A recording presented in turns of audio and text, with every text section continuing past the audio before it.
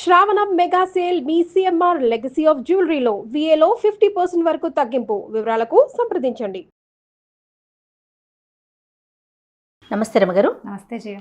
రమగారు, శ్రావణ మాసంలో వచ్చే అమావాస్య కూడా చాలా ముఖ్యమైన రోజు అంటారు కదా. ఈ రోజు ఏమైనా ప్రత్యేకించి మనం పాటించాల్సిన నియమాలు ఏమైనా ఉన్నాయంటారా?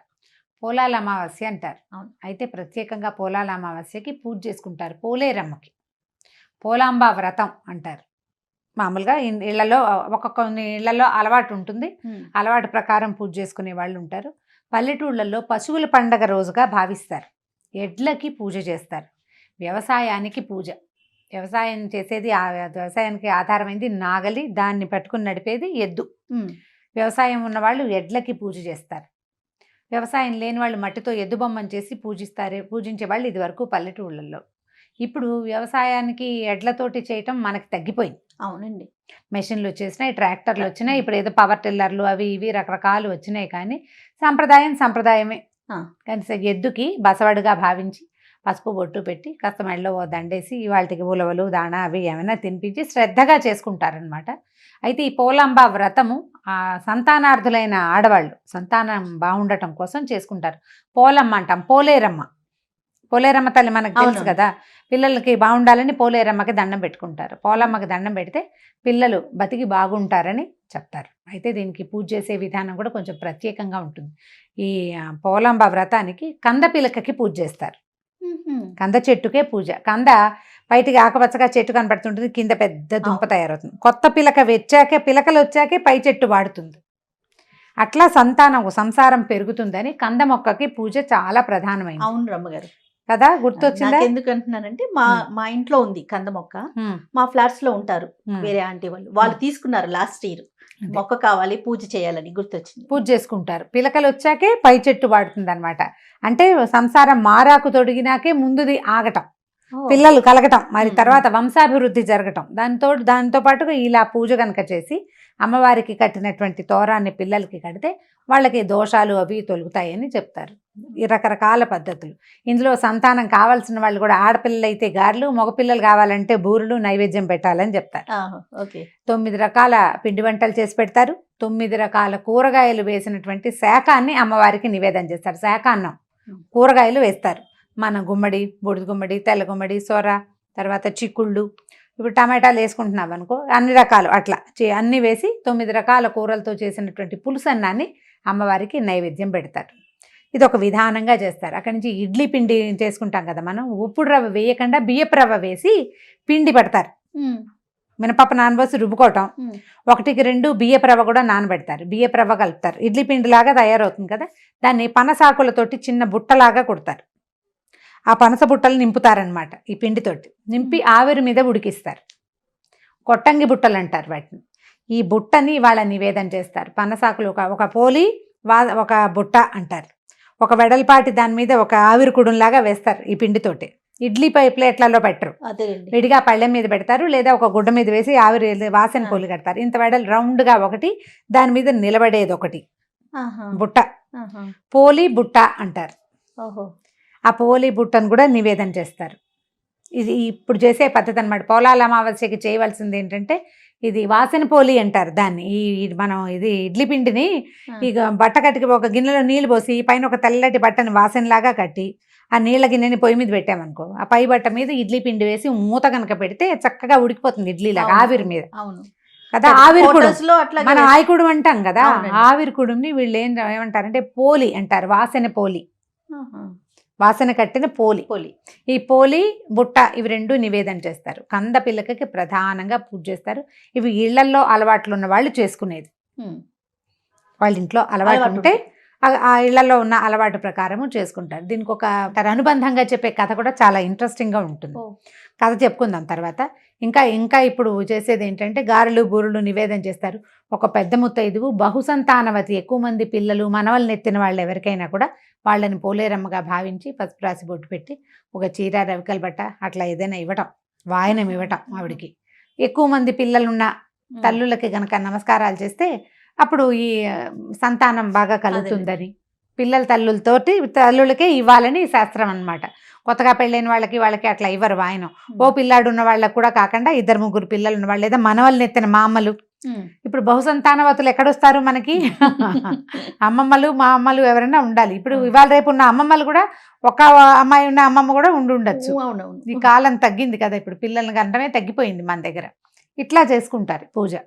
ఈ కంద పిలకని తెచ్చుకోవటము, ఓ చోట ముందు ఆవు పెడతో చక్కగా అలికి ముగ్గేసి కంద పిలకని మధ్యలో పెడతారు. ఆవిడ్ని గౌరీదేవిగా కానీ సంతాన లక్ష్మిగా కానీ భావించటం. ఈ రెండిట్లలో చెరొక పూజా విధానం చేస్తారు. నిత్యగౌరి పూజా విధానం లాగా కందగౌరీం పూజయామి అంటారు, లేదా కంద లక్ష్మి అయితే లక్ష్మి, లేకపోతే గౌరీ, వాళ్ళ ఇంట్లో అలవాటుని బట్టి పూజ చేసి 3 తోరాలు 3 లేదా 4, మనకి 2 పిల్లలు ఉన్నారనుకో, పిల్లలిద్దరికీ చేరుకో తోరం, మనకో తోరం, అమ్మవారికో తోరం, అట్లా 4 తోరాలు కట్టి పసుపు తాడికి చిన్న పసుపు కొమ్ములు కడతారు, చిట్టివి పసుపు కొమ్ములు కట్టి తోరణాన్ని అమ్మవారికి సమర్పిస్తారు. ఆ ఉంటే అమ్మవారి మీద వేసిన కంద మీద వేసినటువంటి తోరాన్ని మనం కట్టుకోవటం, అప్పుడు కథ వినాలి. కథ అయిపోయాక తోరాలు తీసి పిల్లలకి కనుక కడితే, చిన్నపిల్లలకి మొల్లో కట్టినా కూడా ఈ గ్రహదోషాలు అవి లేకుండా, బాలారిష్టాలు లేకుండా పిల్లలు ప్రమాదాల బారిన పడకుండా పెరుగుతారని నమ్ముతారనమాట. బాగుంటుంది. మనం ఇప్పుడు విడిగా మనకు అలవాట్లేదు, మనం ఎప్పుడు చేయలేదు, ఇది ఒక ప్రత్యేక పూజ, అమావాస్య నాడు పూజ చేసే విధానము అనేది జ్ఞాపకం పెట్టుకుని దండం పెట్టుకుంటే సరిపోతుంది అంతే. పెద్దగా పూజ చేసే అలవాటు లేదనుకో, ఈ అలవాటు లేని వ్యవహారాలు చేయమని నేనైతే ఎంకరేజ్ చేయను. అవును, చేస్తారు. ఇట్లా పద్ధతి ఉంటే చేయమంటారు. పద్ధతి ఉంటే మానేసుకోకుండా చేసుకోండి.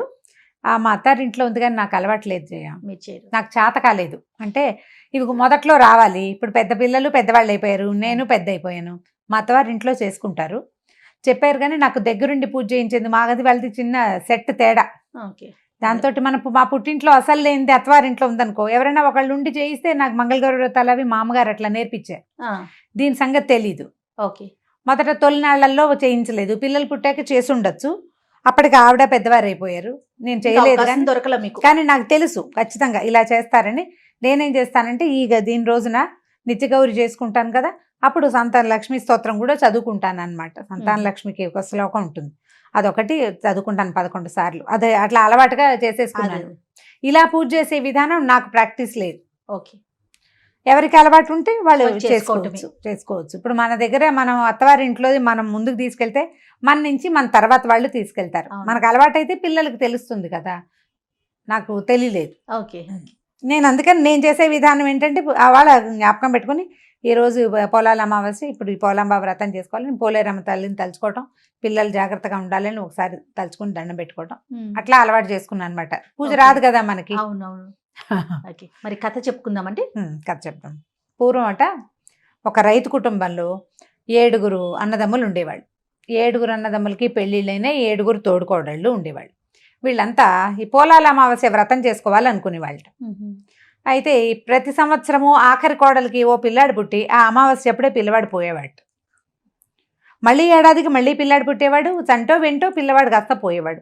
అట్లా 7 పిల్లలు పోయారు, లేదా 6 పోయారు. 7వ సంవత్సరము ఆవిడ బెదిరి ఈ పిల్లాడు కూడా పోతాడని కొంచెం కొన ఊపిరితో ఉన్న బిడ్డని చాపలో చుట్టేసి గదిలో లోపల పెట్టేసేసి తలుపు గడి బయటకు వచ్చేసింది. అంతా బాగానే ఉందనుకున్నారు తోడుకోడళ్ళు. వాళ్ళందరితో కలిసి నోచేసుకుని పూజ చేసేసుకున్నాక సాయంకాలం ఇంటికి వచ్చి ఆ కథాక్షింతలు చేత్తో పుచ్చుకొచ్చి ఏడుస్తూ ఈ పిల్లాడు కాస్త అయిపోయిన పిల్లాడిని చంకనేసుకుని ఆ చాప చుట్టూ ఎత్తుకుని శ్మశానానికి ఏడుస్తూ వెళ్తుంటే పార్వతీ పరమేశ్వరులు వ్యాహ్యాళికి వెళ్ళి అక్కడ కనిపించారు. ఏమమ్మా ఎందుకు ఏడుస్తున్నావు, బాధపడుతున్నావు, ఏమైందమ్మా అని అడిగితే, మీరు ఆర్చేవాళ్ళ తీర్చేవాళ్ళ అందుట. ఆర్చేవాళ్ళము మేమే, తీర్చేవాళ్ళము మేమే, ఏమిటో చెప్పమన్నారు. చెప్పమంటే 6 పిల్లలు పోయారు, ఇదిగో 7వ పిల్లాన్ని బొందలో పెట్టడానికి తీసుకెళ్తున్నాను, ఈ పూజకి ఏమో నేనే అడ్డపడుతున్నానని వాళ్ళంతా అన్నారని పూజ కూడా చేశాను, అయినా నాకు ఫలితం దక్కలేదు అని గోలుమని ఏడిస్తే అంతా మంచి జరుగుతుందిలే, ఆ అక్షింతలేసి పిల్లాన్ని అందరినీ ఎక్కడ పడుకోబెట్టావో అక్కడే పడుకోబెట్టు, నీకు కష్టం తీరుతుందని చెప్పారు. కథాక్షింతలు చేత్తో పుచ్చుకుని ఉంది కదా, ఈ పిల్లాన్ని ఎత్తుకొచ్చింది కదా, ఎక్కడైతే ముందు పిల్లల్ని పాతి పెట్టారో ఈ పిల్లాన్ని కూడా అక్కడే పెట్టి ఈ అక్షింతలు చల్లేసరికల్లా ఈ పక్కల పడుకున్న పిల్లవాడు మెలకు కదిలేడు. ఆ 6 పిల్లల్ని పాతి పెట్టిందే పిల్లలందరూ లేచి వచ్చేసారట. అందులో లేచి వచ్చేస్తే ఆవిడ ఆ పిల్లల్ని వేసుకుని ఇంటికి వెళ్ళి, ఆ పిల్లల కోడిలాగా అంతమంది పిల్లల్ని వేసుకుని వస్తున్న తోడుకోడల్ని చూసి అందరు ఆశ్చర్యపోయారు. సరిపోయి తోడుకోవడంతా క్షమాపణ అడిగారు, నీ వల్లే మా వ్రతం పాడవుతుంది అని నాకు తెగదిట్టేవారు.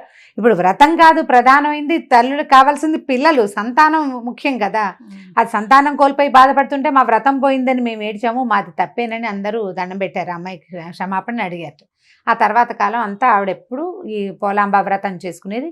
పోలేరమ్మ తల్లి ఆ పిల్లల్ని కాపాడిందని చెప్తారు. ఈ పోలేరమ్మ ఏంటంటే మనకి గ్రామ సరిహద్దుల్లో ఉండే అమ్మవారు. ఇప్పుడు గ్రామ సరిహద్దులు అనగానే సాధారణంగా గ్రామాల చివరి భాగాలే శ్మశానాలుగా ఉంటాయి. ఆ ప్రాంతాన్ని పోలేరమ్మ రక్షిస్తుందని, జబ్బులు అవి రాకుండా కాపాడుతుందని చెప్తారు. ఈ కథ చెప్పుకుని అక్షింతలు వేసుకుంటారు. ఈ వ్రత కథ ఇదే. చిన్న చిన్న ఆరోగ్య సమస్యలు ఉన్నా కూడా రమ్మగారు పోలేరమ్మకి మొక్కుకుంటూ ఉంటాం కదా. మొక్కుంటాం, పోలేరమ్మకు మొక్కుతారు. ఏం చేస్తారు, వేప మండలు అవి తెచ్చి కడతారు, గ్రామ దేవత కదా. మేమేం చేస్తాం అంటే కొంచెం గంగానమ్మకి మొక్కుకునే అలవాటు కూడా ఉంటుంది. పోలేరమ్మకి పాయసం, గంగానమ్మకి పెరుగన్నం అంటారు. పోలేరుకి పాయసం కావాలని ఆవిడ గ్రామ దేవత రక్షిస్తుంటుంది. రక్షణ కావాలి శక్తులలో ఆవిడ ఒకతనమాట. అయితే అలాంటి శక్తిని కనుక సంవత్సరానికి ఒక్కనాడు జ్ఞప్తి తెచ్చుకుని పూజిస్తే, మనం ఉండేది గ్రామాల్లో కాదు సిటీలలో అయినప్పటికీ కూడా పిల్లలు తరచూ పడిపోతారు, రోడ్డు మీదకి వెళ్ళంగానే పడతారు, ఓసారి పడితే పదే పదే పడుతూ ఉంటారు. అలాంటి సమస్యలు తగ్గిపోతాయి. ఈ అమ్మవారికి మనం కందపిల్లకి పూజ చేసాం కదా, అక్కడ ఈ తోరాలు పెట్టి ఆ పసుపు దారాలను, పెద్ద పెద్ద దారాలు ఏం కట్టరు, 3 పొరలు వేస్తారు అంతే. దానికి ఒక చిన్న పసుపు కొమ్ము కడతారు. అది చిన్న పిల్లలైతే మొల్లో కడతారు, పెద్ద పిల్లలు అయితే మెడలో వేసేస్తారు. మెడలో వేసేస్తే ఒక 3 రోజులు అట్లా ఉంచుతారనమాట. అది రక్షణ ఇస్తుందని, పిల్లల తాలూకు ఆరోగ్యాల సమస్యలు అవి రాకుండా కాపాడుతుందని. పోలాల అమావాస్య వ్రతం చేసుకునే విధానం ఇది. ఎవరింట్లో ఉంటే వాళ్ళు చేసుకోండి. వాళ్ళు వ్రతం లేదు మన దగ్గర, మనకు అలవాట్లేదు, ఈ చెప్తున్న కథ ఉందా, ఇది ఎంత ఇంట్రెస్టింగ్గా ఉంది, అది ఒకసారి విని ఒక దండం పెట్టుకోండి అంతే. రైట్ రమ్మగారు, థ్యాంక్ యూ. నమస్తే. నమస్తే జీ.